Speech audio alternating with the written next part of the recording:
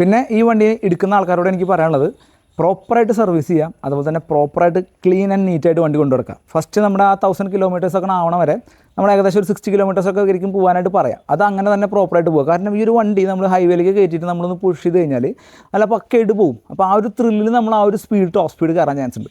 അങ്ങനെ കയറി കഴിഞ്ഞാൽ എഞ്ചിൻ്റെ ഉള്ളത്തെ പാർട്സ് പുതിയതാണ്, അതിന് തെർമൽ എക്സ്പാൻഷൻ വരാനുള്ള ടൈം കൊടുക്കണം. അല്ലാന്നുണ്ടെങ്കിൽ നമുക്ക് നല്ല രീതിയിൽ വേറെ ടയർ സംഭവിച്ചിട്ട് എഞ്ചിനുള്ളിൽ തന്നെ ചെറിയ ചെറിയ സ്ക്രാച്ചസും കാര്യങ്ങളൊക്കെ വരാൻ ചാൻസ് ഉണ്ട്. സോ ഗൈസ്, ഇന്ന് നമ്മുടെ കൂടെയുള്ളത് റോയൽ എൻഫീൽഡിൻ്റെ റീഡിസൈൻഡ് ചെയ്ത് വന്നിട്ടുള്ള ഏറ്റവും പുതിയ ഹിമാലയനാണ്. 452cc ആണ് ഈ ഒരു ബൈക്കിന് വരുന്നത്. സോ നമ്മൾ ഈ ഒരു വീഡിയോയിൽ ഈ ഒരു ബൈക്കിൻ്റെ എൻ്റെ എക്സ്പീരിയൻസ് ആണ് നിങ്ങളുടെ അടുത്ത് ഷെയർ ചെയ്യാൻ പോകുന്നത്. സോ ഫസ്റ്റ് ഓഫ് ഓൾ ഈ ഒരു ബൈക്ക് നമുക്ക് വേണ്ടി ടെസ്റ്റ് റൈഡ് ചെയ്യാൻ തന്ന നമ്മുടെ കുന്നംകുളത്തിനടുത്തുള്ള പാറയമ്പാടത്തെ ഹെറിറ്റേജ് മോട്ടോഴ്സിനോട് ഈ ഒരു സമയത്ത് നന്ദി പറയാണ്.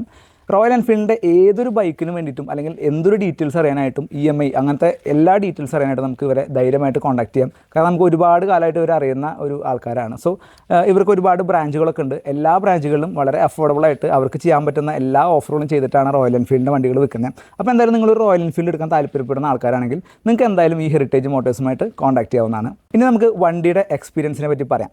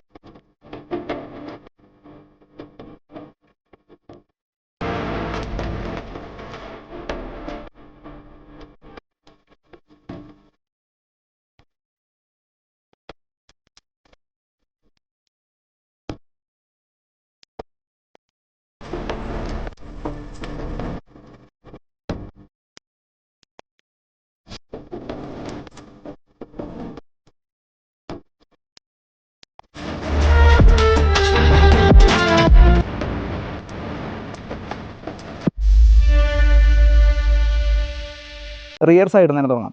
റിയർ സൈഡിലെ ഏറ്റവും വലിയ പ്രത്യേകത എന്ന് പറഞ്ഞു കഴിഞ്ഞാൽ ഇത്തവണ ഈ ഒരു ബൈക്കിന് റിയർ ലാമ്പ് എന്ന് പറഞ്ഞിട്ട് ഡെഡിക്കേറ്റഡ് ആയിട്ട് വന്നിട്ടില്ല.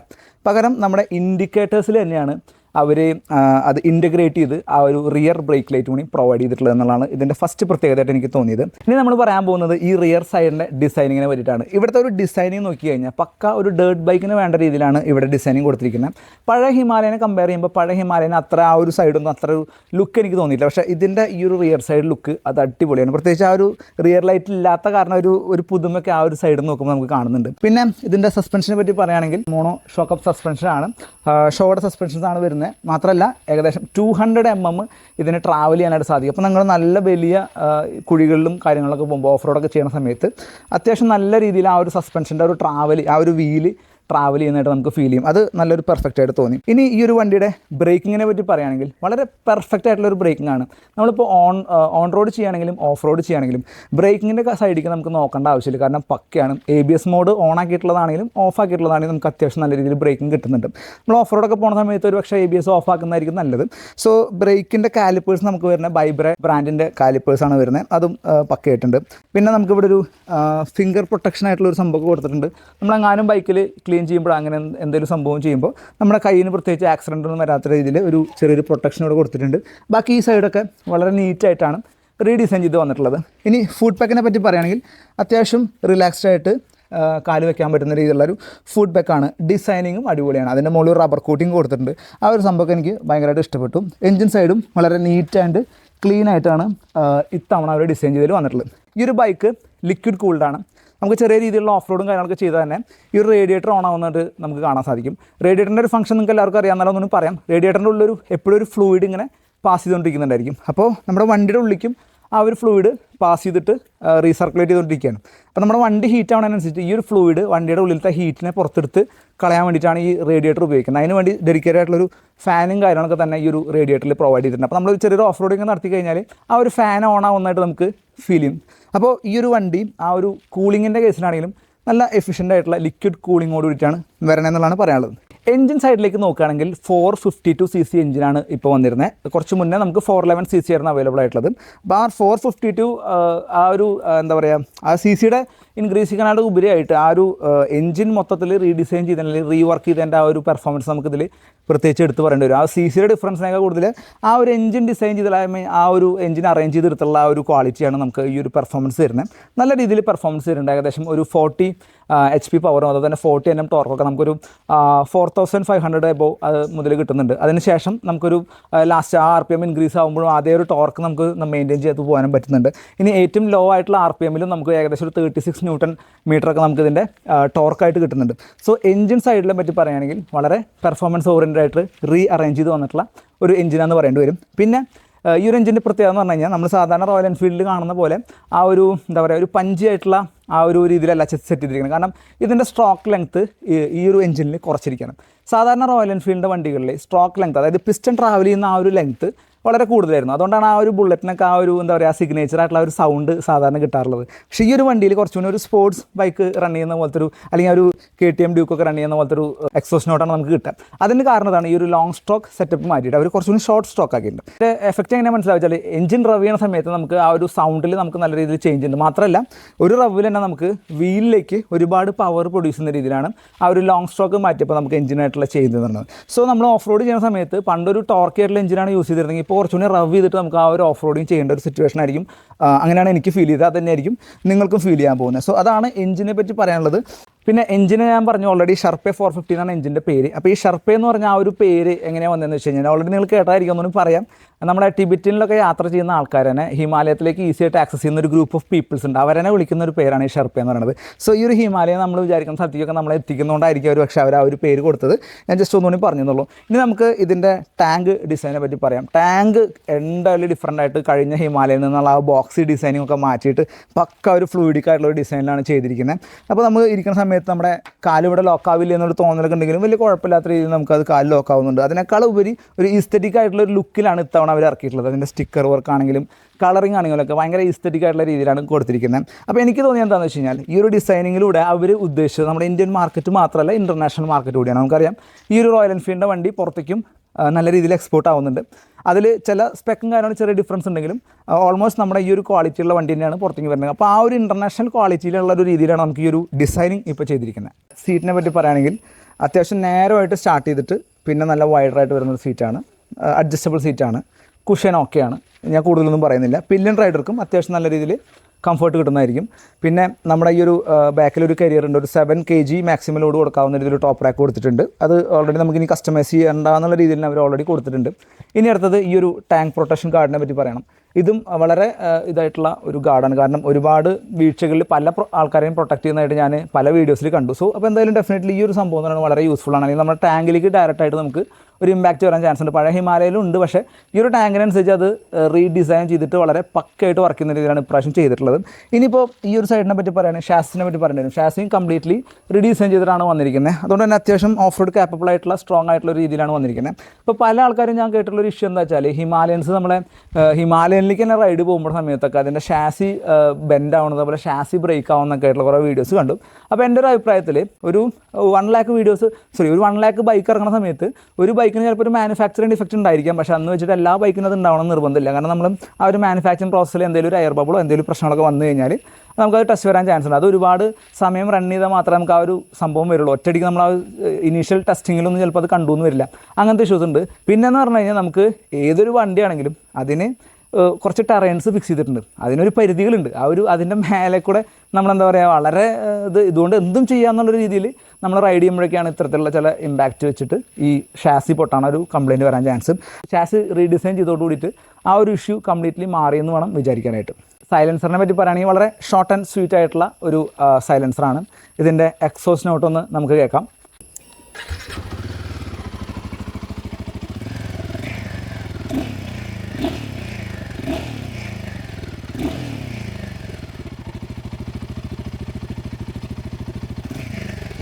അപ്പോൾ ആ ഒരു ലോങ് സ്ട്രോക്ക് എഞ്ചിനിൽ നിന്ന് ആ ഒരു ഷോർട്ട് സ്ട്രോക്ക് എഞ്ചിനിലേക്ക് വന്നതിൻ്റെ ആ ഒരു ഡിഫറൻസ് നമുക്ക് ആ ഒരു എക്സോസ്റ്റ് നോട്ട് കേട്ടാൽ തന്നെ അറിയാൻ പറ്റും. കാരണം കണ്ടിന്യൂസ് ആയിട്ടുള്ള ആ ഒരു പൊട്ടലാണ്, വളരെ ചെറിയ ചെറിയ ഒരു പൊട്ടലാണ്, ഭയങ്കര എന്താ പറയുക ക്രിസ്പി ആയിട്ടുള്ള രീതിയിലാണ് ആ ഒരു സൈലൻസർ വർക്ക് ചെയ്യുന്നത്. അത് മെയിനായിട്ട് ഈ ഒരു എഞ്ചിൻ റീഡിസൈൻ ചെയ്തതിൻ്റെ ആ പുതിയ സൈലൻസറിൻ്റെ ഒക്കെ പ്രത്യേകതകളാണ്. പിന്നെ ചിലവർ ഇതിൻ്റെ ഒരു ടാപ്പറ്റ് നോയ്സിൻ്റെ ഒരു ഇഷ്യൂ പറയുന്നുണ്ട്. പക്ഷേ ഈ ഒരു വണ്ടിക്ക് എനിക്കത് ഫീൽ ചെയ്തിട്ടില്ല. മേ ബി കുറച്ച് കഴിഞ്ഞ് ഓയിൽ ചേഞ്ചും കാര്യങ്ങളൊക്കെ ഒന്ന് പ്രോപ്പറായി കഴിഞ്ഞാൽ ഒരുപക്ഷെ ആ ഒരു ടാപ്പറ്റ് നോയ്സ് പോകുമെന്ന് തോന്നുന്നു. കാരണം അത് വരേണ്ട ഒരു കാര്യമില്ല. കാരണം അവർ ഇത്രയും കാര്യങ്ങൾ ചെയ്ത സ്ഥിതിക്ക് അതും എന്തായാലും ചേഞ്ച് ചെയ്തിട്ടുണ്ടാവാൻ സാധ്യതയുണ്ട്. കാരണം പണ്ടത്തെ വണ്ടികളിൽ റോയൽ എൻഫീൽഡ് വണ്ടികളിലൊക്കെ കുറച്ച് കിലോമീറ്റേഴ്സ് ഓടി കഴിഞ്ഞാൽ ആ ഒരു സൗണ്ട് കേൾക്കാറുണ്ടെന്ന് കേട്ടിട്ടുണ്ട്. പക്ഷേ ഇതെന്തായാലും ചേഞ്ച് വന്നിട്ടുണ്ടായിരിക്കും. അപ്പോൾ ആ ഒരു ടാപ്പറ്റ് നോയ്സിൻ്റെ ഇഷ്യൂസൊന്നും എനിക്ക് ഒറ്റ നോട്ടത്തിൽ ഫീൽ ചെയ്തിട്ടില്ല. പിന്നെ നമുക്ക് പറയാനുള്ളത് ഹാൻഡിൽ ബാർ ഓക്കെയാണ്. ഹാൻഡിൽ ബാർ കുറച്ച് ലിഫ്റ്റ് ചെയ്താൽ കൊള്ളാമെന്നൊക്കെ പല റിവ്യൂസിലും കേട്ടു. കുഴപ്പമില്ല, എന്നെ സംബന്ധിച്ചത് ഓക്കെയാണ്. പിന്നെ ഇതിൻ്റെ സ്പോക്സിനെ പറ്റി പറയുകയാണെങ്കിൽ വളരെ ലോങ് ആയിട്ടുള്ള ഒരു സ്പോക്സാണ്. നല്ല ട്രാവലുണ്ട്, ഏകദേശം 200 mm അതിന് ട്രാവൽ വരുന്നുണ്ട്. ഈ പറഞ്ഞ മാതിരി ഓഫ് റോഡ് കാപ്പബിലിറ്റീസ് നല്ല രീതിയിൽ ഈ ഒരു സസ്പെൻഷൻ നമ്മളതിനെ ഹെൽപ്പ് ചെയ്യും എന്നുള്ള കാര്യത്തിൽ ഒരു സംശയം വേണ്ട, പക്കയായിട്ട് അവർ ചെയ്തിട്ടുണ്ട്. പിന്നെ ഈ ഹിമാലയൻ്റെ ഏറ്റവും വലിയ പ്രത്യേകത എന്ന് പറഞ്ഞു കഴിഞ്ഞാൽ നമ്മുടെ യുഗം മുഴുവനായിട്ട് ഇലക്ട്രോണിക് ഇതിലേക്ക് മാറിക്കൊണ്ടിരിക്കുകയാണ്. അതുകൊണ്ട് തന്നെ നമ്മുടെ ഈ ഒരു ആക്സിലറേറ്റർ കേബിൾ, അത് കേബിളായിട്ടല്ല വരുന്നത്, റൈഡ് ബൈ വയർ എന്ന് പറഞ്ഞിട്ടുള്ള ടെക്നോളജി ആയിട്ടാണ് വരുന്നത്. നമ്മളിവിടെ എത്ര ആക്സലേഷൻ കൊടുക്കുന്നു അത് സെൻസേഴ്സ് വഴി സെൻസ് ചെയ്തതിന് ശേഷം വയർ വഴിയാണ് അതിൻ്റെ ഇൻഫർമേഷൻ പോയിട്ട് നമ്മുടെ ത്രോട്ടിൽ ഓപ്പൺ ആവുന്നത്. പിന്നെ എന്ന് പറയുകയാണെങ്കിൽ നമ്മുടെ ഇൻസ്ട്രുമെൻറ്റ് ക്ലസ്റ്ററിനെ പറ്റിയിട്ടാണ് ഏറ്റവും കൂടുതൽ പറയാനുള്ളത്. 4 ഇഞ്ച് റൗണ്ട് ഷേപ്ഡ് ആയിട്ടുള്ള TFT ഡിസ്പ്ലേ ആദ്യമായിട്ടാണ് വേൾഡിൽ ഈ ഒരു ബൈക്കിൽ വന്നതെന്നാണ് പറയുന്നത്. അത്യാവശ്യം നല്ല വിസിബിലിറ്റിയും കാര്യങ്ങളൊക്കെ ഉണ്ട്. റൈഡ് മോഡുകൾ 4 എക്കോയിൽ തന്നെ ABS ഓണും ഓഫും, അതുപോലെ പെർഫോമൻസ് മോഡിൽ തന്നെ ABS ഓൺ ഓഫുള്ള കുറച്ച് മോഡുകൾ കൊടുത്തിട്ടുണ്ട്. അതുപോലെ ഒരുപാട് ബൈക്കിന് റിലേറ്റഡ് ആയിട്ടുള്ള കുറേ ഡീറ്റെയിൽസ് നമുക്ക് ഈ ഒരു ഇൻസ്ട്രുമെൻറ്റ് ക്ലസ്റ്ററിൽ കാണാൻ സാധിക്കും. അത് ചെക്ക് ചെയ്യാനായിട്ട് നമുക്കൊരു ജോയ്സ്റ്റിക്ക് ലെഫ്റ്റ് ഹാൻഡ് സൈഡിൽ കൊടുത്തിട്ടുണ്ട്. അതുപോലെ തന്നെ അതിനെ പെട്ടെന്ന് ഹോമിലേക്ക് തിരിച്ചു വരാനായിട്ടുള്ളൊരു റിട്ടേൺ ബട്ടൺ ഇവിടെ കൊടുത്തിട്ടുണ്ട്. പിന്നെ ഈ ഒരു സൈഡിലാണ് ഇൻഡിക്കേറ്റർ, അതുപോലെ തന്നെ പാസ് ലൈറ്റ് സെറ്റപ്പുകളൊക്കെ വന്നിരിക്കുന്നത്. റൈറ്റ് സൈഡിൽ നോക്കുകയാണെങ്കിൽ ഈ പറയുന്ന ഡിസ്പ്ലേയിലെ മോഡുകൾ ചേഞ്ച് ചെയ്യാനായിട്ടൊരു മോഡ് കീ ഇവിടെ കൊടുത്തിട്ടുണ്ട്. അതുപോലെ സെൽഫ് സ്റ്റാർട്ടിൻ്റെ ഒരു ബട്ടൺ നമുക്ക് കാണാൻ സാധിക്കും. അതുപോലെ തന്നെ നമുക്ക് ഒരു ഹസാർഡ് ലൈറ്റിൻ്റെ ഒരു സ്വിച്ച് നമുക്ക് മുകളിലുണ്ട്. സോ ഇതൊക്കെയാണ് ഈ ഒരു സൈഡിൽ പറയാനുള്ളത്. അപ്പോൾ TFT ഡിസ്പ്ലേ അത്യാവശ്യം നല്ല രീതിയിലുള്ള സെറ്റപ്പുകളൊക്കെ ചെയ്യുന്നുണ്ട്. ലൈറ്റ് സെൻസ് ചെയ്തിട്ട് നൈറ്റും ഡേ അനുസരിച്ച് നമുക്ക് ലൈറ്റും അതിൽ സെൻസ് ചെയ്തിട്ട് ആ ഡിസ്പ്ലേ ബ്ലാക്കും അതുപോലെ തന്നെ വൈറ്റും ആവാറുണ്ട്. അപ്പോൾ ആ ഒരു റൗണ്ട് TFT ഡിസ്പ്ലേക്ക് മാച്ചിങ് ആയിട്ടുള്ള രീതിയിൽ തന്നെയാണ് ഒരു വൈസർ, ചെറിയൊരു വൈസർ കൊടുത്തിരിക്കുന്നത്. അപ്പോൾ നമുക്കൊരു വിൻഡ് ഷീൽഡ് എക്സ്റ്റൻഷൻ എന്ന് പറഞ്ഞിട്ടുള്ള പരിപാടികളൊക്കെ ഉണ്ട്. അതൊക്കെ ചെയ്ത് കഴിഞ്ഞാൽ കുറച്ചുകൂടി ആ ഒരു വിൻഡ് ബ്ലാസ്റ്റിൻ്റെ ഒരു പ്രൊട്ടക്ഷനൊക്കെ നമുക്ക് കിട്ടും. ഇനിയിപ്പോൾ ഫ്രണ്ട് മഡ് ഗാർഡിനെ പറ്റി പറയുകയാണെങ്കിൽ കുറച്ചുകൂടി എക്സ്റ്റൻഡ് ആയിട്ടുള്ള രീതിയിലാണ് കൊടുത്തിരിക്കുന്നത്. അത് ഈ ഒരു വണ്ടിയുടെ ലുക്കിനെ അടിപൊളിയായിട്ട് വന്നിട്ടുണ്ട്. ഇപ്പോൾ നമ്മുടെ എക്സ്പൾസിൻ്റെ ഒരു ലുക്കിലേക്ക് മാറി എന്നൊക്കെ പല ആൾക്കാരും പറയുന്നുണ്ടെങ്കിലും എനിക്ക് ഇത് കണ്ടപ്പോൾ തന്നെ തോന്നിയത് ഒരു ഇൻ്റർനാഷണൽ ലെവൽ ലുക്കിലേക്ക് ഈ വണ്ടി മാറി എന്നാണ് എനിക്ക് തോന്നിയത്. എക്സ്പൾസുമായിട്ട് ഞാൻ അധികം ഇതിനെ കമ്പയർ ചെയ്യുന്നില്ല. ഈ ഒരു വണ്ടി കുറച്ച് ഇൻ്റർനാഷണൽ ലുക്കിലേക്ക് മാറിയെന്നാണ് എനിക്ക് തോന്നിയിട്ടുള്ളത്. പിന്നെ ടയേഴ്സിനെ പറ്റി പറയുകയാണെങ്കിൽ both on road and off road capable ആയിട്ടുള്ള സിയറ്റിൻ്റെ ടയറാണ് നമ്മുടെ ഈ വണ്ടികൾക്ക് വരുന്നത്. സിയറ്റ് കമ്പനി നമ്മുടെ റോയൽ എൻഫീൽഡ് തമ്മിൽ ടൈപ്പിൻ്റെ ബേസിലാണ് ഈ ഇത്തരം ടയറുകൾ വരുന്നതെന്നാണ് പറയപ്പെടുന്നത്. അതുപോലെ ഫ്രണ്ടിലെ ഡിസ്ക് നോക്കുകയാണെങ്കിൽ ഏകദേശം 320 mm ഡിസ്ക്കാണ് വരുന്നത്. അതുപോലെ തന്നെ ബൈബ്രെ ബ്രേക്ക് കാലിപ്പേഴ്സിൻ്റെയാണ് വരുന്നത്. പിന്നെ അതുപോലെ ബ്രെംബോൻ്റെ പാഡ്സ് ആണെന്നുള്ള കാര്യം ഞാൻ ചില വീഡിയോസിൽ കണ്ടു. എനിക്ക് കറക്റ്റായിട്ട് അറിയില്ല ഇൻഫർമേഷൻ. അതുപോലെ തന്നെ നമുക്കിവിടെ സ്പോക്സിന് ഒരു പ്രൊട്ടക്ഷൻ കൊടുക്കുന്നുണ്ട്. നമുക്കറിയാം സ്പോക്സ് നല്ല ട്രാവൽ ഉള്ളതുകൊണ്ട് തന്നെ എന്തെങ്കിലും കല്ലോ എന്തെങ്കിലും വന്നിട്ട് ആ ഒരു സ്പോക്സിന് ഹിറ്റ് ചെയ്ത് കഴിഞ്ഞാൽ അവിടെ സ്ക്രാച്ച് വരാൻ ചാൻസ് ഉണ്ട്. പിന്നീട് ആ ഒരു സസ്പെൻഷൻ ട്രാവൽ ചെയ്യുമ്പോൾ ഒരു പക്ഷേ ഓയിൽ ലീക്കിനൊക്കെ ചാൻസ് ഉണ്ട്. അതുകൊണ്ട് തന്നെ അങ്ങനത്തെ പ്രശ്നങ്ങളൊന്നും ഉണ്ടാവാതിരിക്കാനായിട്ട് നല്ലൊരു പ്രൊട്ടക്ഷനായിട്ട് ഇവിടെ ഫ്രണ്ടിൽ കൊടുത്തിട്ടുണ്ട്. ഇപ്പോൾ ഓഫ് റോഡൊക്കെ ചെയ്യുന്ന സമയത്ത് എന്തെങ്കിലും ഇഷ്യൂ ഉണ്ടെങ്കിൽ അത് അപ്പോൾ തന്നെ മെയിൻറ്റെയിൻ ചെയ്ത് പക്കയാക്കി വയ്ക്കുക. ചില ആൾക്കാരൊക്കെ പറയുന്നുണ്ട് ഇതിൻ്റെ ലോങ് സ്പോക്ക് ആയതുകൊണ്ട് ഇതിൻ്റെ കോൺസെപ്റ്റിന് ഇടയ്ക്കിടയ്ക്ക് കംപ്ലയിൻറ്റ് വരാൻ ചാൻസ് ഉണ്ടെന്നുള്ള കാര്യം പറയാറുണ്ട്. അതുപോലെ തന്നെ എന്താ പറയുക, ഇതിന് വൈബ്രേഷൻ ഉണ്ടോയെന്ന് വെച്ച് കഴിഞ്ഞാൽ തീർച്ചയായിട്ടും വൈബ്രേഷൻ ഉണ്ട്. ഓരോ ഗിയറിൻ്റെ ആക്സലറേഷൻ്റെ ടൈമിലും വൈബ്രേഷൻ ഉണ്ട്. പക്ഷേ അത് നമ്മൾക്ക് ആവശ്യമായിട്ടുള്ള RPM എത്തിക്കഴിഞ്ഞാൽ ആ വൈബ്രേഷൻ വലിയ പ്രശ്നമായിട്ട് എനിക്ക് തോന്നുന്നില്ല. ഒരു പക്ഷേ ഞാൻ റോയൽ എൻഫീൽഡ് ക്ലാസിക് 350 ഓടിച്ചുകൊണ്ടായിരിക്കും അതിന് കമ്പയർ ചെയ്യുമ്പോൾ ഈ ഒരു ഇതിൻ്റെ വൈബ്രേഷൻ എന്ന് പറഞ്ഞാൽ തീരില്ല. പക്ഷേ പുതിയ മീറ്റിയോറൊക്കെ കമ്പയർ ചെയ്യുമ്പോൾ കുറച്ചുകൂടി വൈബ്രേഷനുകളായിട്ടും എനിക്ക് തോന്നുന്നുണ്ട്. അത് ഉണ്ടായിരിക്കും. ആ ഒരു പവറിൻ്റെ ആ ഒരു ചേഞ്ച് കാരണം, പവറിൻ്റെ ഡിഫറൻസ് കാരണമായിരിക്കും ആ ഒരു സംഭവം വന്നിട്ടുണ്ടായിരിക്കുക. പിന്നെ ഞാൻ നേരത്തെ പറഞ്ഞപ്പോൾ പറയാൻ വിട്ട ഒരു കാര്യമാണ് ഇതിൻ്റെ ഹെഡ്ലൈറ്റിൻ്റെ വിസിബിലിറ്റി. ചില ആൾക്കാർ ഒരു പ്രശ്നം പറയുന്നുണ്ട്. അപ്പോൾ നിങ്ങൾ കൂടുതൽ നൈറ്റ് ട്രാവൽ ചെയ്യുന്ന ആൾക്കാരാണെങ്കിൽ എന്തെങ്കിലും ഒരു ആക്സസറീസും കൂടിയും ഇതിൽ ഫിറ്റ് ചെയ്യുന്നതായിരിക്കും നല്ലത്. ബട്ട് അത് ഇല്ലീഗലായിട്ട് വരാൻ ചാൻസ് ഉണ്ട്. അപ്പോൾ ആ ഒരു ലൈറ്റിൻ്റെ വിസിബിലിറ്റി ഞാൻ നൈറ്റ് ജസ്റ്റ് സാധാരണ റണ്ണിലൊക്കെ കുഴപ്പമില്ല. പക്ഷേ നിങ്ങൾ ലോങ് റണ്ണാണ്, നിങ്ങൾക്ക് കുറച്ച് ഡിസ്റ്റൻസ് നല്ല ത്രോ കിട്ടണമെന്നുണ്ടെങ്കിൽ, ലൈറ്റിൽ ത്രോ കിട്ടണമെന്നുണ്ടെങ്കിൽ നിങ്ങൾ എന്ത് ചെയ്യണം, കുറച്ചുകൂടി നല്ലൊരു എന്തെങ്കിലും ഒരു സെറ്റപ്പ് തന്നെ അഡീഷണലായിട്ട് കണ്ടുപിടിക്കേണ്ടി വരുന്നതാണ് എനിക്ക് തോന്നുന്നത്. സോ ഇത്രയാണ് ഓവറോൾ നമ്മുടെ ഈ ഒരു ബൈക്കിനെ പറ്റി പറയാനുള്ളത്. ഇൻഡിക്കേറ്റർ ഡിസൈനൊക്കെ സൂപ്പറായിട്ടുണ്ട്. ഓവറോൾ നമ്മുടെ ബൈക്ക് ഒരു പക്ക പെർഫെക്റ്റ്, നമ്മൾ പറഞ്ഞു കഴിഞ്ഞാൽ ഒരു കംപ്ലീറ്റ് ബൈക്ക് എന്ന് തന്നെ പറയേണ്ടി വരും. നല്ലൊരു പോസിറ്റീവായിട്ട് റിവ്യൂ ആണ് എനിക്കുള്ളത്. ഇനി ഈ ബൈക്ക് ആർക്കൊക്കെ മേടിക്കാം എന്നുള്ളതായിരിക്കും പലർക്കും അറിയേണ്ട ഒരു ക്വസ്റ്റ്യൻ. ഞാൻ കഴിഞ്ഞ ഒരു 12 വർഷമായിട്ട് റോയൽ എൻഫീൽഡിൻ്റെ ക്ലാസിക്സ് 350 ഉപയോഗിക്കുന്ന ഒരാളാണ്. ഞാൻ ഉപയോഗിച്ച വണ്ടി എന്ന് പറയുമ്പോൾ ഏകദേശം ഒരു 2012 മോഡലാണ്. അതായത് ഫസ്റ്റ് റോയൽ എൻഫീൽഡിൻ്റെ ഏറ്റവും ആദ്യത്തെ മോഡലിൽ നിന്ന് ട്രാൻസ്ഫോം ചെയ്ത് നമ്മുടെ ന്യൂ ജനറേഷൻ ബുള്ളറ്റുകളിലേക്ക് അല്ലെങ്കിൽ ക്ലാസിക്കിലേക്ക് വരുന്ന ആ ഒരു മോഡലാണ് എൻ്റെ ഉള്ളത്. അത്യാവശ്യം വൈബ്രേഷനും കാര്യങ്ങളൊക്കെ ഉണ്ട്. പക്ഷേ ഇപ്പോഴും നല്ല രീതിയിൽ ഫ്യൂവൽ ഇപ്പോഴത്തെ ബൈക്കുകൾ കമ്പയർ ചെയ്യുമ്പോൾ നല്ല രീതിയിൽ ഫ്യൂവൽ എഫിഷ്യൻ്റ് ആയിട്ട് ഇപ്പോഴും ആ ഒരു ബൈക്ക് എൻ്റെ കൂടെ തന്നെ ഉണ്ട്. അപ്പോൾ ആ ഒരു ബൈക്ക് യൂസ് ചെയ്യണ എൻ്റെ ഒരു എക്സ്പീരിയൻസിൽ ഞാനിതും പറയാം. ഇതെന്ന് പറയുന്നത് ഏകദേശം ഒരു 196 കിലോഗ്രാം വെയിറ്റ് വരുന്ന ഒരു വണ്ടിയാണ്. അതുകൊണ്ട് തന്നെ നമുക്ക് ഈസി ആയിട്ട് എല്ലാ സ്ഥലത്തേക്കും കൊണ്ടുപോകാമെന്ന് വിചാരിക്കേണ്ട. നമ്മളിപ്പോൾ ഒരു ജസ്റ്റ് ഒരു സ്ഥലം വരെ പോയി എന്തെങ്കിലും ഒന്ന് വാങ്ങിച്ചിട്ട് വരണം എന്നൊക്കെ പറഞ്ഞു കഴിഞ്ഞാൽ പെട്ടെന്ന് ഈ ഒരു വണ്ടർ മുകളിൽ ചാടി കയറി എടുത്ത് പോയി വാങ്ങിച്ച് തിരിച്ചു വരിക എന്നുള്ള ആ ഒരു ഈസിനെസ് നമുക്ക് കിട്ടില്ല. അതായത് നിങ്ങളുടെ ലോക്കൽ ഓട്ടങ്ങൾക്ക് അല്ലെങ്കിൽ ചെറിയ പർപ്പസുകൾക്കൊക്കെ വേണ്ടിയിട്ട് ഒരു സെക്കൻഡറി ബൈക്ക് കൊണ്ട് കീപ്പ് ചെയ്താൽ നന്നായിരിക്കും. കാരണം ഇത് അങ്ങനത്തെ ഒരു വണ്ടിയാണ്. കാരണം ഇതിൻ്റെ ആ ഒരു പർപ്പസിന് വേണ്ടി മാത്രം യൂസ് ചെയ്യുമ്പോഴാണ് ഇതിൻ്റെ ആ ഒരു കറക്റ്റ് പവർ കിട്ടുള്ളൂ. ഈ ഒരു വണ്ടി ഓഫ് റോഡ് അല്ലെങ്കിൽ അഡ്വഞ്ചറസ് ആയിട്ടുള്ള ജേണികൾ ഇഷ്ടപ്പെടുന്നവർക്കാണെങ്കിൽ ഇതൊരു പെർഫെക്റ്റ് ബൈക്കാണ്. ഇനി നിങ്ങൾ അഡ്വഞ്ചറസ് പോട്ടെ, നിങ്ങൾ നല്ലൊരു ടൂറാണ്, നിങ്ങൾ ഒരു മന്തിൽ ഏകദേശം ഒരു 200, 300 അല്ലെങ്കിൽ 400 കിലോമീറ്റേഴ്സ് ട്രാവൽ ചെയ്യുന്ന ഒരാളാണെങ്കിൽ നിങ്ങൾക്ക് ധൈര്യമായിട്ട് ഈ സാധനം എടുക്കാം. നല്ല ഹൈവേ ക്രൂസിങ്ങിനൊക്കെ പറ്റിയ ബെസ്റ്റ് ആയിട്ടുള്ളൊരു ബൈക്കാന്ന് പറയുന്നത്. കാരണം ഇതിൻ്റെ ടോപ്പ് സ്പീഡും കാര്യങ്ങളൊക്കെ നല്ല രീതിയിൽ ഇമ്പ്രൂവ് ആയിട്ടുണ്ട്. പിന്നെ ആക്സലറേഷനും അതുപോലെ തന്നെ ആ ഒരു പുള്ളിങ്ങൊക്കെ നല്ല രീതിയിൽ വ്യത്യാസം വന്നിട്ടുണ്ട് പഴയ ഹിമാലയായിട്ട് കമ്പയർ ചെയ്യുമ്പോൾ. അപ്പോൾ നിങ്ങൾ നല്ലൊരു ടൂറിംഗ് സെറ്റപ്പിന് വേണ്ടിയിട്ടാണ് എടുക്കുന്നതെങ്കിലും ഈ ഒരു വണ്ടി ഓക്കെയാണ്. അതായത് ഹൈവേ റണ്ണിങ്ങിനാണെങ്കിലും കുഴപ്പമില്ല. ഹൈവേ റണ്ണിങ്ങിനിടയിൽ നമുക്ക് ഷോർട്ട് കട്ടൊക്കെ എടുക്കുമ്പോൾ ചെറിയൊരു ഓഫ് റോഡൊക്കെ ഉണ്ടെങ്കിൽ അതുകൂടി നിങ്ങൾക്ക് ഈ ഒരു വണ്ടി വെച്ചിട്ടുണ്ടെങ്കിൽ ഈസി ആയിട്ട് ചെയ്യാൻ സാധിക്കും. നല്ല ലുക്കാണ്, കാരണം എവിടെ കൊണ്ടുവച്ചാലും ആൾക്കാർ കാണും. പക്ഷേ ആ ഒരു ലുക്ക് നമ്മൾ പ്രോപ്പറായിട്ട് മെയിൻറ്റെയിൻ ചെയ്ത് പോയാലേ ആ ഒരു എഫക്റ്റ് കിട്ടുള്ളൂ. അതല്ല നമ്മളൊരു റൈഡ് പോയി വന്നു അത് അതേപോലെ തന്നെ കീപ്പ് ചെയ്യുകയാണെങ്കിൽ പിന്നെ വണ്ടീനെ ആരും മൈൻഡ് ചെയ്യില്ല.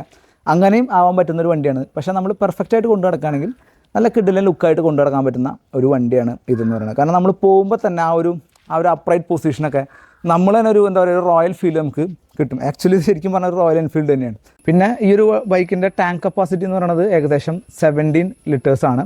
സോ നമുക്ക് അത്യാവശ്യം നല്ല ഒരു ലോങ് ആയിട്ടുള്ള റൈഡ് പോകാനായിട്ട് ഈ ഒരു ടാങ്കിൽ വൺസ് ഫില്ല് ചെയ്ത് കഴിഞ്ഞാൽ നമുക്ക് ഓക്കെ ആയിട്ട് പോയിട്ട് വരാം. പിന്നെ ഇതിൻ്റെ മൈലേജ് എന്ന് പറഞ്ഞു കഴിഞ്ഞാൽ നോർമൽ റോഡുകൾ നമുക്കൊരു 25 റേഞ്ചൊക്കെയാണ് കിട്ടുന്നത്. കുറച്ച് ലോങ് റൈഡൊക്കെയാണ് നമ്മളൊരു കോൺസ്റ്റൻറ്റ് സ്പീഡിലൊക്കെയാണ് പോകണമെന്നുണ്ടെങ്കിൽ നമുക്കൊരു 32 ആ റേഞ്ചിലേക്കാണ് നമുക്ക് കിട്ടാൻ ചാൻസ് ഉള്ളത്. പിന്നെ ഇതിൻ്റെ ഇൻസ്ട്രുമെൻറ്റ് ക്ലസ്റ്ററിൻ്റെ മറ്റൊരു പ്രത്യേകത എന്ന് പറഞ്ഞു കഴിഞ്ഞാൽ നമുക്ക് റോയൽ എൻഫീൽഡിൻ്റെ തന്നെ ഒരു ആപ്പ് ഉണ്ട്. ആ ആപ്പ് വെച്ച് മാപ്പ് ചെയ്ത് കഴിഞ്ഞാൽ അതിൽ കുറേ ഫീച്ചേഴ്സ് നമുക്കിതിൽ എനേബിൾ ചെയ്യാനായിട്ട് സാധിക്കും. പിന്നെ ഈ ഒരു വാഹനത്തിൻ്റെ പ്രൈസ് ഏകദേശം വരുന്നത് ഒരു 3.5 lakhs to 3.7 lakhs ആ ഒരു ബ്രാക്കറ്റിലൊക്കെയാണ് ഇതിൻ്റെ പ്രൈസ് വരുന്നത്. ആ ഒരു പ്രൈസിന് നമ്മുടെ ഇന്ത്യൻ വിപണിയെ സംബന്ധിച്ചൊരു വാല്യൂ ഫോർ മണി ബൈക്കാന്ന് പറയേണ്ടി വരും. പിന്നെ നമുക്ക് ഇതിൻ്റെ കൂടെ ഒരു സ്ലിപ്പർ അസിസ്റ്റ് ക്ലച്ചാണ് വരുന്നത്. അതുകൊണ്ട് തന്നെ ഗിയർ ഷിഫ്റ്റിങ് ഒന്നുകൂടി സ്മൂത്താണ്.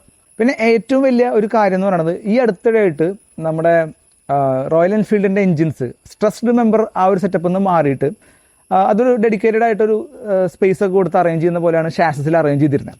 ഇതിനങ്ങനെയല്ല. ഇതിന് ഷാസിസിൻ്റെ ആ ഒരു പൊസിഷൻ വരെ എത്തിയിട്ട് അതൊരു ഡിസ്കണ്ടിന്യൂഷനാണ്. പിന്നെ അതിന് ശേഷം എഞ്ചിനാണ് കണക്ട് ചെയ്തിരിക്കുന്നത്.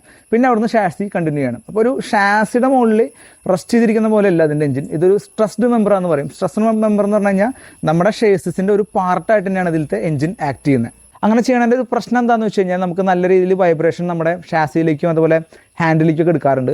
പക്ഷേ ഒരു പോസിറ്റീവ് സൈഡ് നോക്കുകയാണെങ്കിൽ നല്ല രീതിയിലൊരു സ്റ്റെബിലിറ്റി നമുക്ക് ഉണ്ടായിരിക്കും. പിന്നെ കുറച്ചുകൂടി ഈസി കൺസ്ട്രക്ഷൻ ആണെന്നൊക്കെ പറയേണ്ടി വരും. നമ്മളതിനൊരു എന്താ പറയുക, നമ്മുടെ എപ്പോഴും ഒരു സെൻറ്റർ ഓഫ് മാസ് എപ്പോഴും ഈ ഒരു ഏരിയയിൽ കോൺസെൻട്രേറ്റ് ചെയ്യുന്ന പോലെ നമുക്ക് തോന്നും. പക്ഷേ നമുക്ക് ആ ഒരു വൈബ്രേഷൻ ഈ പറഞ്ഞ മാതിരി നമുക്ക് എടുക്കുന്നുണ്ട്. അപ്പോൾ ഒരു വൈബ്രേഷൻ എന്താ പറയുക, ഭയങ്കരമായിട്ട് അത് കോൺസെൻട്രേറ്റ് ചെയ്യുന്ന ഒരാളാണെങ്കിൽ അതൊരു വലിയ വൈബ്രേഷൻ ആയിട്ട് നമുക്ക് തോന്നും. അപ്പോൾ വൈബ്രേഷൻ വരാനുള്ള ഒരു കാര്യം ഈ പറഞ്ഞ സ്ട്രെസ് മെമ്പർ ആക്കിയതാണ്. പിന്നെ ഒരു കാര്യം പറയുന്നത് നമ്മുടെ ഇൻഡിക്കേറ്ററിൻ്റെ ഉള്ളിൽ തന്നെയാണ് റിയർ ലൈറ്റ് അവർ സെറ്റ് ചെയ്തിരിക്കുന്നത്. പക്ഷേ റിയർ ലൈറ്റ് ഓൺ ആയിരിക്കുന്ന സമയത്ത് നമുക്ക് ഇൻഡിക്കേറ്റർ ഇടുമ്പോൾ ഇൻഡിക്കേറ്റർ ഇട്ടതായിട്ട് പെട്ടെന്ന് നോട്ടീസ് ചെയ്യാൻ പറ്റുന്നില്ല. അതൊരു ചെറിയൊരു വിസിബിലിറ്റി ഇഷ്യൂ ആണ്. പുറകിൽ വരുന്ന ആൾക്കാർക്ക് പെട്ടെന്ന് നമ്മൾ ഇൻഡിക്കേറ്റർ ഇട്ടിട്ടോ എന്നുള്ള കാര്യം പെട്ടെന്ന് മനസ്സിലാക്കാനായിട്ട് സാധിക്കില്ല. അതൊരു ചെറിയൊരു ഇഷ്യൂ ആയിട്ട് എനിക്ക് ഫീൽ ചെയ്തു. ഇതിൻ്റെ ബിൽഡ് ക്വാളിറ്റി നോക്കുകയാണെങ്കിലും ഇതിൻ്റെ ഡിസൈൻ വൈസ് നോക്കുകയാണെങ്കിലും ഇതൊരു ഇൻ്റർനാഷണൽ ലെവലിലേക്ക് പ്രസൻറ്റ് ചെയ്യാനായിട്ട് റോയൽ എൻഫീൽഡ് ഉണ്ടാക്കിയിട്ടുള്ള ഒരു വണ്ടിയാണ്. അതുകൊണ്ട് തന്നെ അതിൻ്റേതായിട്ടുള്ള ആ ഒരു ക്വാളിറ്റി അവർ ഡിസൈനിങ്ങിലാണെങ്കിലും പെയിൻറ്റിങ്ങിലാണെങ്കിലും മറ്റു കാര്യങ്ങളിലാണെന്നൊക്കെ മെയിൻറ്റെയിൻ ചെയ്തിട്ടുണ്ട്. അപ്പോൾ അടുത്ത ഒരു വീഡിയോ ആയിട്ട് കാണാം. അതുവരെയും സൈനിങ് ഓഫ് ജിനോസ് ടെക്ലോസ്. ബൈ.